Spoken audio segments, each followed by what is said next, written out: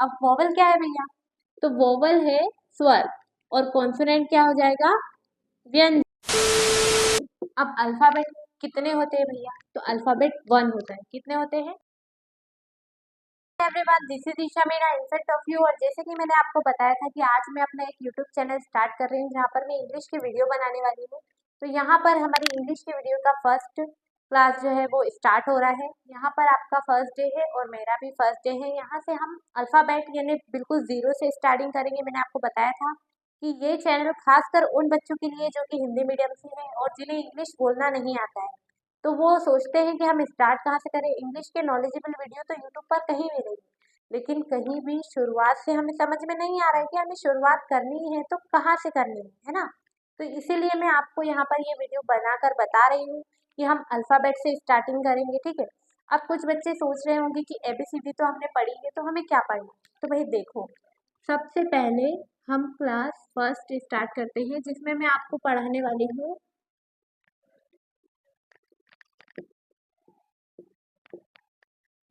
Alphabet. Okay, अब alphabet कितने होते हैं भैया? तो अल्फाबेट 1 होता है। कितने होते हैं? 1 होते हैं।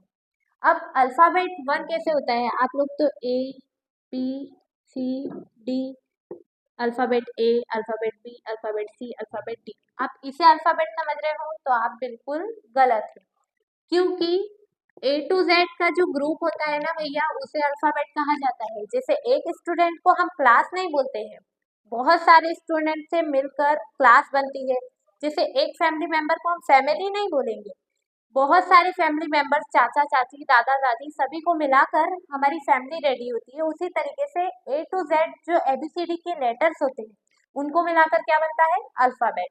और ये सारे हमारे क्या है? क्या है भैया? लेटर्स। 26 लेटर्स होते हैं। ये जो एबीसीडी होती है ना, 26 होती है। अब अल्फाबेट में भी आपको दो चीजें समझने के लिए, पहला होता है वोवल और दूसरा है कॉन्सोनेंट, ठीक है। पहला होता है वोवल एंड दूसरा कॉन्सोनेंट। अब वोवल क्या है भैया? तो वोवल है स्वर और कॉन्सोनेंट क्या हो जाएगा?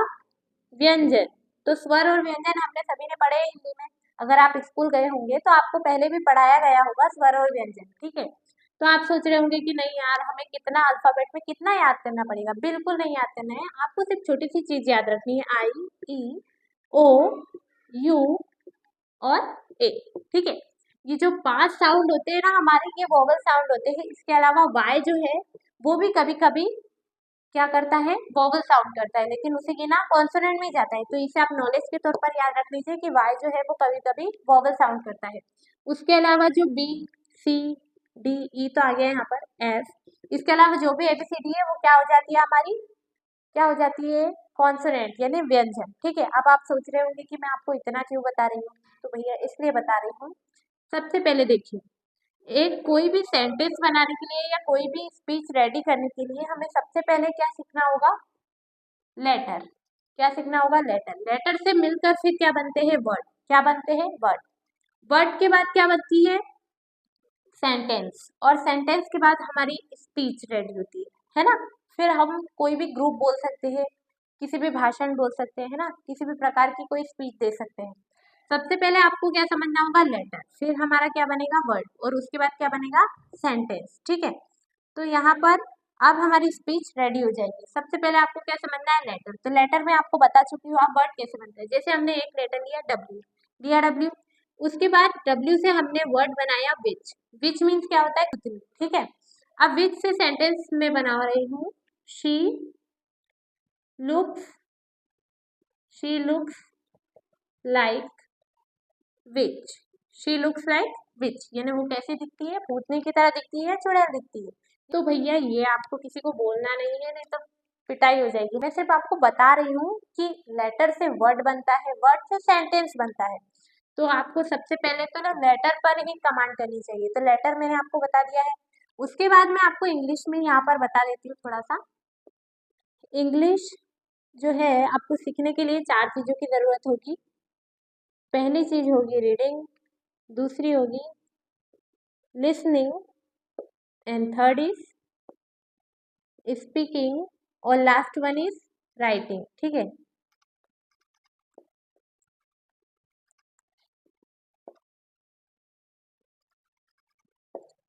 तो सबसे पहले आपको रीडिंग पर कमांड करनी है, जो कि आपको 30 मिनट डेली देने होंगे, ठीक है। लिसनिंग में आपको 20 मिनट देने हैं, स्पीकिंग में भी आपको 20 मिनट देने हैं और राइटिंग में भी आपको 20 मिनट देने हैं। अगर आपने इतना समय इसे दे दिया, डेली इतना समय अगर आपने दे दिया, तो आपकी कमांड जो है वो इंग्लिश पर बहुत ही अच्छी हो जाएगी और आप जल्दी ही स्पीकिंग कर पाएंगे। रीडिंग का आपको क्यों बोल रही हूँ मैं?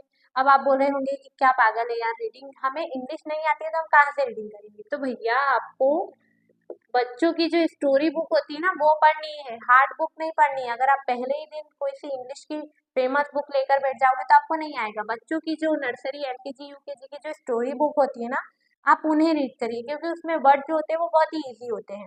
लिसनिंग क्यों बोल रही हूँ मैं आपको?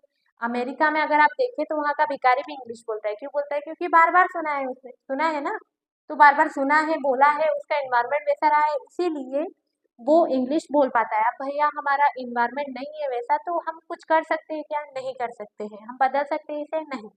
तो अब हमें थोड़ा सा चेंज करने की जरूरत है ना, थोड़ा इम्प्रूव करिए अपने आप में। रीडिंग लाउडली करिए। आप जो खुद रीड कर रहे हैं वो आपको खुद को सुनाई देगा। जैसे मैं जो भी बोल रही हूँ मुझे सुनाई दे रहा है प्रॉपर, ठीक है। इंग्लिश के वर्ड जो मैं बोल रही हूँ वो मुझे सुनाई दे रहा है। तो आप जितना आप रीडिंग करेंगे उतना ही आपको सुनाई देगा इंग्लिश के वर्ड, ठीक है। और जब आपको इंग्लिश के वर्ड सुनाई देंगे तो उतने ही आप यूज कर पाएंगे। जैसे मैंने कहा थैंक यू, क्या कहा मैंने? थैंक यू, ठीक है। अब धीरे धीरे करके आपको जो नॉर्मली वर्ड पता है कम से कम वो तो यूज करिए। अगर आप धीरे धीरे वर्ड यूज करेंगे तो आपको थोड़ा कॉन्फिडेंस आएगा कि नहीं यार मुझे इंग्लिश आती है, इंग्लिश के वर्ड आते हैं। थैंक यू हो गया, प्लीज हो गया, ठीक है। अगर आपको किसी से रिक्वेस्ट करनी हो, प्लीज पंखा चालू कर दो, प्लीज स्विच ऑन फैन, कृपया मुझे मेरा मार्कर दो, please give me my marker, कृपया लिख दो, प्लीज राइट, कृपया बोलो, प्लीज स्पीक। तो इस तरीके से आप अगर सेंटेंस का यूज करेंगे तो आपको समझ में आएगा, ठीक है। अब राइटिंग, तो राइटिंग भी आपको इन स्टोरी बुक्स में करने को बोल रही हूँ मैं। लिसनिंग अगर आपको करनी है तो आप कोई सा भी इंग्लिश का सॉन्ग सुन सकते हैं या किसी भी फेमस स्पीकर को सुन सकते हैं, लेकिन सबसे बेस्ट आपके लिए रहेगा कि बच्चों की स्टोरी सुनिए, वो आपको समझ में भी आएगी थोड़ी सी, ठीक है। राइटिंग करने को अगर मैं बोल रही हूँ तो आप उसी स्टोरी बुक में से ही राइटिंग करिए, ये आपके लिए सबसे बेस्ट ऑप्शन है। जो बच्चों की जो स्टोरी बुक होती है ना वो आपके लिए बेस्ट है, रीडिंग के लिए भी बेस्ट है और आपकी लिसनिंग के लिए भी बेस्ट है और स्पीकिंग के लिए और राइटिंग के लिए, सभी के लिए बेस्ट है। तो सबसे पहले आपको ये काम करना है। अल्फाबेट समझ लिया है कि अल्फाबेट होता क्या है, ठीक है। अल्फाबेट क्या होता है? एक ही होता है अल्फाबेट। ये जो ग्रुप है ना इसे अल्फाबेट कहते हैं। वो हमने प्रकार भी समझ लिए, सेंटेंस फ्रेम कैसे किया जाता है वो भी समझ लिया है, आपको किस चीज को कितना टाइम दिया है वो भी समझ लिया है। आप नेक्स्ट वीडियो में मैं आपको बताऊंगी कि सब्जेक्ट क्या होता है, वर्ब क्या होती है एंड ऑब्जेक्ट क्या होता है, ठीक है। धीरे धीरे करके आपको सारी चीजें पता चलेगी। आज के वीडियो में मैं सिर्फ आपको इतना ही बता रही हूँ। कल अगर हम नेक्स्ट वीडियो में मिलेंगे तो आपको थोड़ी सी इसकी प्रैक्टिस करनी है कि जैसे कि मैंने आपको बताया 30 मिनट आप रीडिंग करिए, नहीं आ रही है टूटी फूटी करिए, कैसे भी करिए, ठीक है। लिसनिंग करिए 20 मिनट, 20 मिनट आपको स्पीकिंग करनी है। जो वर्ड याद आ रहे हैं, कुछ कुछ वर्ड आपको पता है वो बोलिए बार बार, ठीक है। उसके बाद राइटिंग आपको करनी है 20 मिनट, ठीक है। शुद्ध लेखन आपने लिखा होगा कभी, तो वही है। डिक्टेशन आपको लिखना है 20 मिनट, ठीक है। इतना समय अगर आपने दे दिया तो आपको सब कुछ आ जाएगा। तो आज के लिए आपका जो होमवर्क है वो मैं होमवर्क ही बोलूँगी, ठीक है। आपका जो होमवर्क है ना वो बस इतना ही है भैया कि इतना अगर आपने प्रैक्टिस कर लिया ना तो आप कल के वीडियो के लिए प्रिपेयर हो जाएंगे। कल मैं आपको सब्जेक्ट पढ़ाऊंगी, सब्जेक्ट में हम सीखेंगे कि कर्ता क्या होता है और आगे मैं आपको बता दूंगी। अभी आपको लोड लेने की जरूरत नहीं है, अभी खाली आप इतना ही समझ लीजिए, बस आपको इतना ही समझना है, ठीक है। तो आई होप आपको वीडियो पसंद आया होगा और कुछ मिस्टेक हो गई हो तो आप मुझे कमेंट करके बता सकते हैं, ठीक है।